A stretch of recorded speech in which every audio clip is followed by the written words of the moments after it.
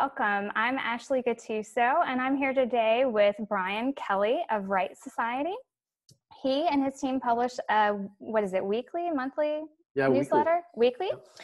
And he's going to tell us a little bit about how they transitioned from being a blog to a curated newsletter and what his team does to pull together content that people really like to engage with. Yeah, well, I think it's been 16 or probably 14, 15 years is when we initially launched the blog. And it was all about Frank Lloyd Wright, the architect, as well as anything related to Frank Lloyd Wright. So he's influenced a lot of other designers and architects, and he had a school. And so people would come all over the world to learn from him. And so we cover all of that. And Frank Lloyd Wright also had a very prolific career where he practiced for probably 60 years. And so he had a number of different styles that he practiced in himself, as well as things that he influenced. And so there's just a lot to talk about and a lot of news and a lot of things that a very specific audience of people gravitate towards. In fact, most of our audience, we've got several thousand people that are part of our group or our tribe.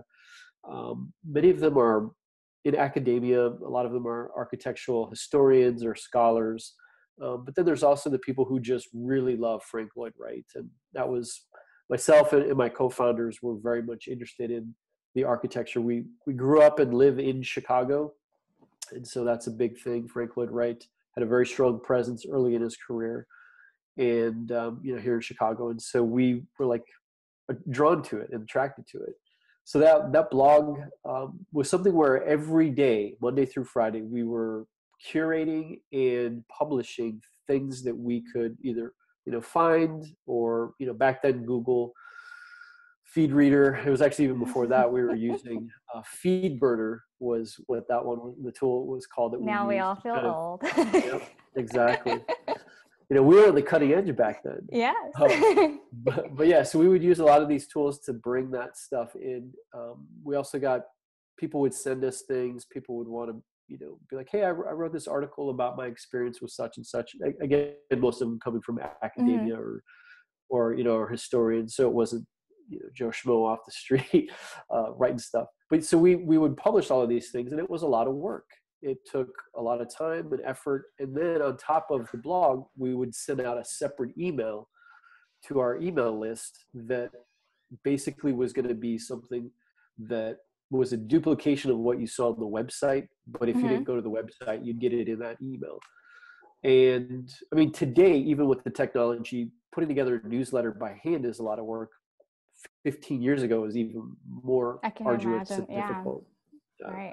So I can keep going, but if you have a question, please. No, I was going to say, let's let our viewers know, like the motive behind the newsletter and the blog was to create an audience and engage with them, both about something that you obviously have a passion about, but that you had businesses that tied in, correct? Yeah, that's the key thing is, so the whole reason why we started the blog initially and then, had the newsletter and now it's purely an email newsletter, was really because we were creating products for this niche. So we had, back in those early days when we started, a license with the Frank Lloyd Wright Foundation, which is the official organization that holds all of Frank Lloyd Wright's intellectual property rights.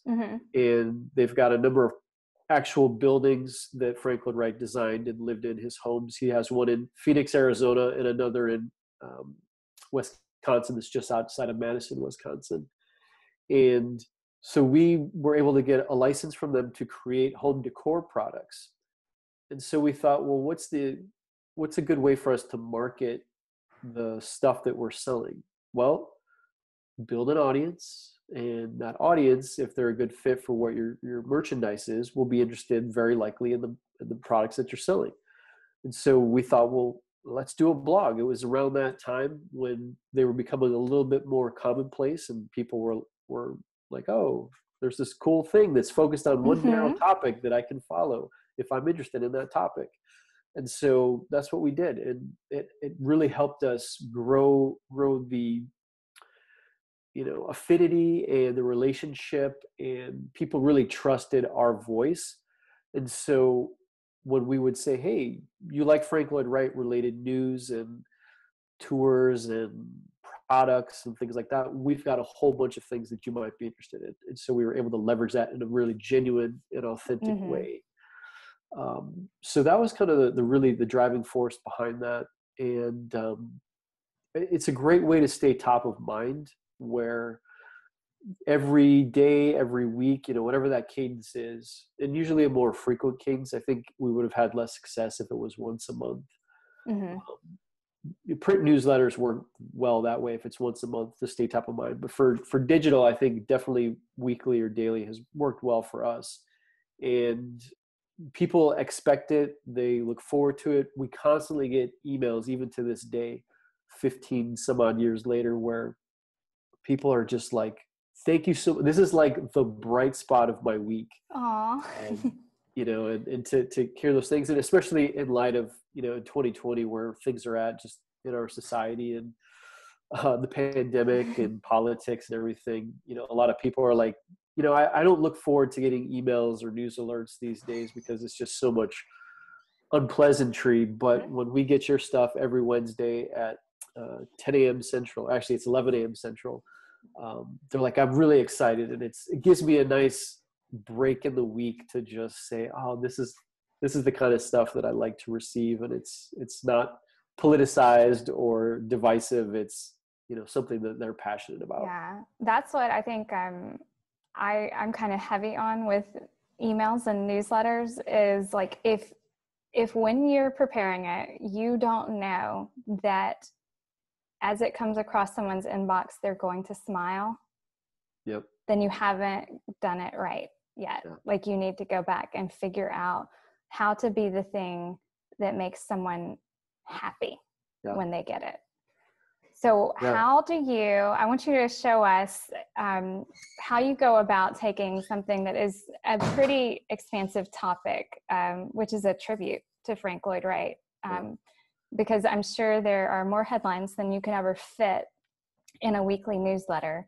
And how do you curate those, and what kind of method you use, and how you make the decisions about what you include? Sure. So I figured let's start here. This is our homepage. Obviously, we're very focused on converting visitors into subscribers, which is one thing we love about the tool. But just for everybody that wants to get a quick little look at what we've got.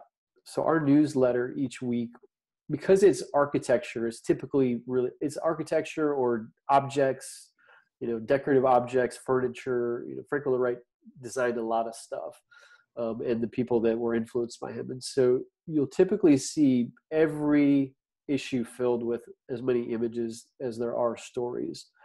And, for a lot of people that are in our audience, they love to just quickly skim through the email to see what catches their eye in that visual element. As you can see, there's a lot of just interesting things that as you scroll, you're like, okay, there's some good stuff here. Let me go back to the top and read. Now, the other thing that we do that's a little bit different is it's not just, image and headline and link. It's not even like a short blurb, like 1 or 2 sentences. We take a little bit of time and effort to provide some context and some detail. And really, one thing we've learned about our audience, we've done a lot of surveys over the years, and most of our audience are baby boomers. We do have a lot of younger folks as well, but the largest majority, I think 60%, are folks over the age of 55 or 60. Actually, I think they're a little bit older than that now, 65. But they are not technologically savvy. And so we know this because we get lots of emails. In many cases, they think we actually publish these stories. And if they don't like what we've published, in some cases, it might be controversial. There's a lot of stuff that we cover related to preservation efforts, buildings being torn down or the threat of them being torn down. And, everybody's got strong opinions about that. And so we do get these strongly worded emails, and it's like, we didn't publish the story, or, if the facts are wrong, we're just kind of relaying it. We didn't write the story. And so they don't get that. But we've tried to make it to where it's self-contained. I know there's a lot of other newsletter businesses out there, some of the bigger, companies like The Hustle or The Skim, where Right. their intention is to keep you in the email because of advertising. They want to have it be where you don't need to go off to a site. They want you to be, everything that you need right in that email. Ours is that same approach, but a different intention. Our purpose is just to make it easily consumable for our subscribers. And so if they get what they need from what we write up, sometimes it's pretty lengthy, great. If not, we can have them link off to the story that, gives them more detail or whatever. So that's a quick look, at least on the public side, of how those newsletters look. Now, a couple of things I'll show you is the curating process that we go through. There's essentially 3 big buckets. This first piece starts here in Feedly, which is kind of our preferred tool for bringing in all the stuff that's out there. We do still get a lot of emails from media representatives, PR firms, executive directors of the museums and things like that want us to pitch things. And thankfully with the tool that we're using, we have the ability to easily put that stuff in. But most of everything comes through, what's being pulled in from different sources throughout the web. And that comes into Feedly here. So that's the first bucket. The second and third part of our process, I'll show you in a minute. But this is where it all begins. And so as you can see, if I quickly scroll through here, here it's telling us we've got 61 potential stories. And I say potential because we're not only searching for Frank Lloyd Wright stuff, we're also looking for things that are related to Frank Lloyd Wright. And sometimes that pulls in a lot of random things. And a lot of times people use the words Frank Lloyd and Wright in a story just as a reference, or, they'll say something like, oh, this design, which is reminiscent of Frank Lloyd Wright's blah, blah, blah. It really has nothing to do with something that we would put in, but because it has those terms, it's obviously coming in here. So we've got 61 items just in the last basically 24 hours. And most of this stuff I can probably guarantee you is garbage. So just to give you a quick little idea here, this one, and we do this very quickly, actually. I'm going to do it in slow, motion so that you get the gist, and I'll give some commentary. But this is something that it would signal to us, okay, there may be something here about Frank Lloyd Wright, but it may not. So we're going to go ahead and research it a little bit further. So we would do that as part of this process. And just to show you real quick, we'd open it up in a new tab. And once it loads, it's going very slow. Once it loads, just do a quick scan. What does the loading slow space say about us? Yeah, lots of people are using Zoom right now. Yes, that is what it says about us. So if I do a quick skim here, and usually this also helps, is to an open Apple F and search for Wright. There we go. So this has basically got a quote. So this could be, this is a perspective piece. We may keep it, we may not. That'll come in the second part of our kind of editorial workflow. But then all we do is, actually I should have left that open. What we'll do is we'll use the bookmarklet and just save it to the queue, which will be part of what we talk about in part 2. Okay. So yeah, that's kind of, we go quickly through these things. Some of them are at a glance, like very obvious that it's not going to be like $75 million state in Virginia comes with Budweiser Clydesdale. Nope, that's definitely not it. This is just a general thing. So because we've been doing this for so long, it's pretty second nature to us. But yeah, this is where we start. Lots of garbage. And how many pieces do you usually use? So when we go through this first process, we whittle, it's almost like taking off all of the, like the first layer of garbage. We're kind of left with some possibilities. And I don't know, I mean, it could be in a week's time, which is our cycle. It could be 15 items. Well, that's actually a good thing to note, is right now with the pandemic, people are like, a lot of the Frank Lloyd Wright stuff is like you go and you visit. Architecture is experiential. Right. And so there's less happening right now because everybody's closed down for the most part. So on average, before the pandemic, we were publishing anywhere from 10 to 15 stories each week. Now it's about half. We're somewhere around five or six each week. Okay. So let's just say for right now, we usually end up with 5 or 6 good pieces that we want to send out to the list. That may start with around 15. Okay. And double that, 30 a week if it was back to, pre-pandemic times. But the whole point of like this first part of our workflow is that we're not being super stringent with our scrutiny here. Like we're just like, does it fit? Does it maybe not fit? And throw it into the hopper, so to speak. Mm-hmm. So when we go to our tool here, which is Curated, we'll see all of these things. And let me refresh. So we've got these 2 that just recently came in.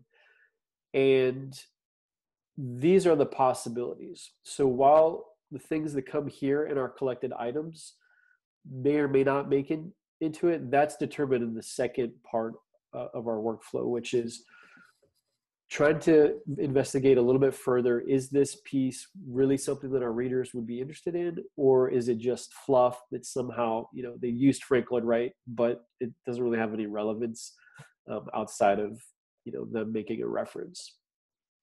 So this is just an example here of what it would look like when it goes from a piece like this that essentially doesn't have anything. So let me add these in.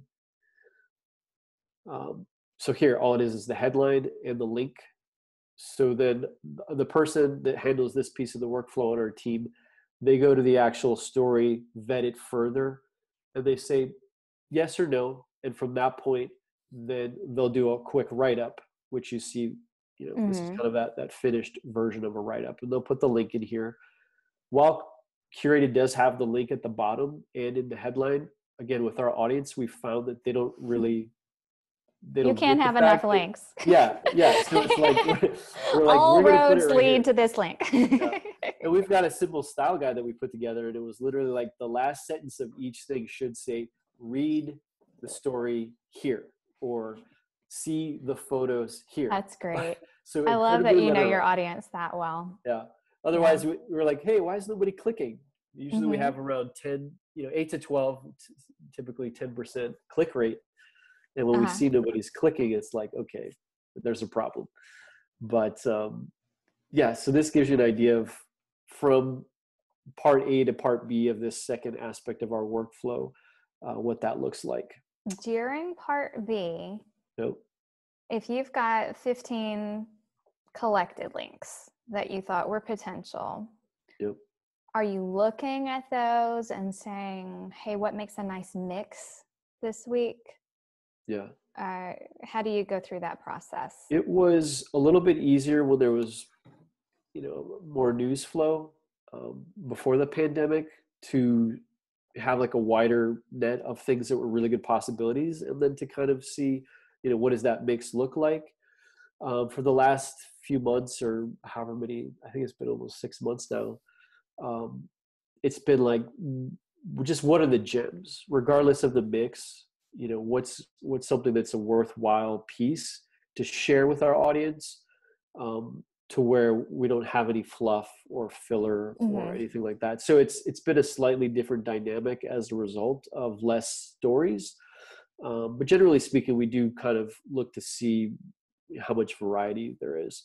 The other thing that we've seen for many, many years is that when one media outlet picks up a story about something, another outlet picks it up and another outlet picks it up. And so we're like, wait, didn't we do this story like 4 weeks ago? And in some cases it's been like, wait, this story is from like a year ago. Right. Why is it showing up at our feed? It's because somebody republished it, or I don't know what it got syndicated or put in a different, yeah. So it's like, well, no, that one doesn't make the cut because it's clearly an old story, or it's something that we've featured numerous times, unless there's a unique take or angle on it. So I'll give you one example recently. There's a house in Phoenix, Arizona that was designed by Frank Lloyd Wright for one of his sons. And it's a phenomenal house. It was originally listed for sale a few years ago for over $12 million, I believe. And that was a very hefty price tag. And over the years, the price kept dropping and dropping and dropping. Well, just a few weeks ago, somebody bought it for $7.5 million. Mm-hmm. And that story has, been in multiple places, the same story in multiple places, probably because the PR firm put it out to multiple places, and everybody in their little niche in the country is writing about it. Well, some of them actually have a different take. So there was, we did the initial announcement that was like, hey, the house finally sold. It was $7.5 million. Here's some great photos of it. And here's a little bit about the homeowners and what they plan to do. But there wasn't a ton of detail beyond just like that initial announcement. Well, then a week or two later, another news outlet said, hey, the house was for sale, but we've talked to some folks that are close to the individuals that bought it. And they explored a little bit more in detail, like what the future plans are for that house. Is it going to be open to the public? Is it going to be for private events? Like, what's the story there? And so that one was, we made the, okay, that's adding to the dialogue, not a repeat of what we've already saw. So those are some of the decisions that we've got to make week to week with a lot of the stuff that we're sifting through and trying to determine. Again, it sounds like a lot, but this stuff happens in, collectively with 3 team members owning each aspect of the workflow. Mm-hmm. I'd be surprised if anybody spends more than 2 hours a week on it. I think that's roughly what we're looking at. That's a lot shorter than the time you spent on the blog if you were posting 15 times a week or. Yeah. And then, like I said, we were posting in the blog, 3 to 5 times a day, 15 to 25 times a week, Monday through Friday. And then we would put the email newsletter together. And with how we've got it set up now, we publish to the site and immediately the email goes out. And so it's super easy and super helpful for us to have that, which has allowed us to focus on many other things, which, has been huge for us and it made it a lot more of an enjoyable process, a lot more streamlined, and certainly, more effective and efficient. So I think I have one last question, and this is actually what probably a lot of people who are putting newsletters out are thinking about. Either they're putting it out because they want to grow a following because they're trying to monetize that in some way, shape, or form. And sometimes that's just around a topic or an industry, but they are either taking on advertisers or they're promoting their own product. What is a good ratio, in your opinion, for your specific audience, of promotional content versus editorial?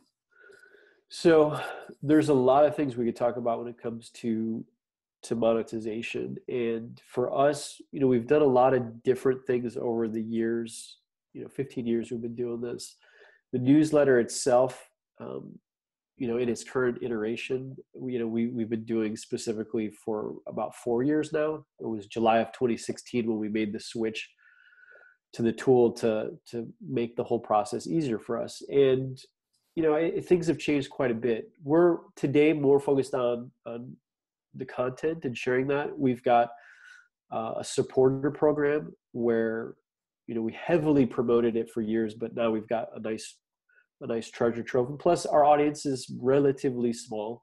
Mm-hmm. So we can't constantly keep hammering with the same offer, but, we've got folks that pay us monthly as low as $1 a month, all the way up to, in some cases $100 a month, just to support the work that we do, which not only includes the newsletter, but we create a lot of other original content like books and printed things.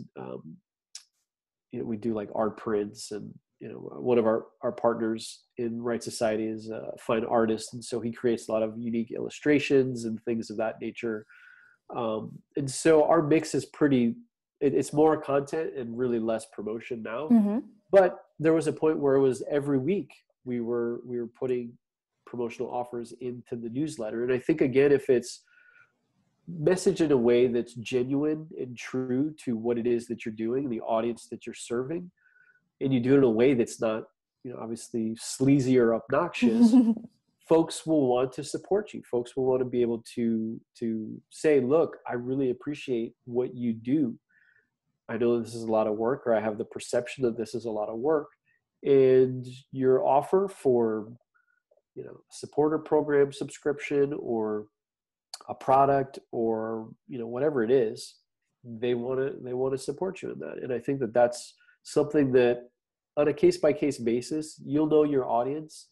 If you're just getting started, it may take a little bit of time for that, but try things, experiment, see what happens. I mean, we've had it where people are like, you guys are promoting too much. Like, we understand why, but this is just our feedback. And we say, okay, great.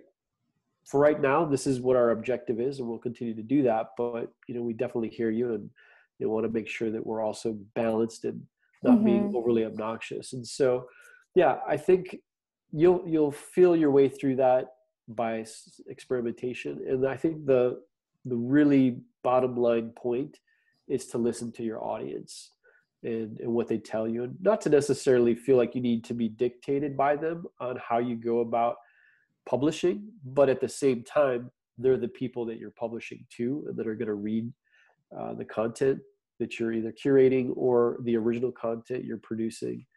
And so that's important. You have to be true to who you think you need to be. But I think if you're doing that and attracting the audience of people that are really, for all intents and purposes, just like you or very similar to you, you'll know, because you'll think, well, how would I perceive this? Or, if I was on the receiving end of this and not the person responsible for publishing, what would I think? Would I smile or would I frown? Exactly. I love it. Bryan, you can tell everybody where they can find you and your team online. Yeah, well, it's super easy. We don't get overly complicated. We're focused 100% on the newsletter, which you can find at Wright, that's WRIGHT, society.com. Excellent. Well, everybody go check it out. It's a gleaming example of what a curated newsletter can be, because I like to think of, when I hear the word curated, I think of an art gallery, or I think of a collection of things that has been selected and displayed in such a way that it is appealing and it cuts out the fluff, and I'm not distracted. I'm seeing something that as a collection is art in itself. And I think that Frank Lloyd Wright as an inspiration for that just aligns very well. So I'm excited for the way you and your team have been able to evolve and use that kind of presence. Yeah, well, I appreciate that. I think that's well said and well summed up. So thanks for giving us the chance to share a little bit about how we go about doing it. Hopefully there's some things here that if you're watching this that you picked up on. Your specific situation may be different, but it's always good to get inspiration and ideas from what other people are doing.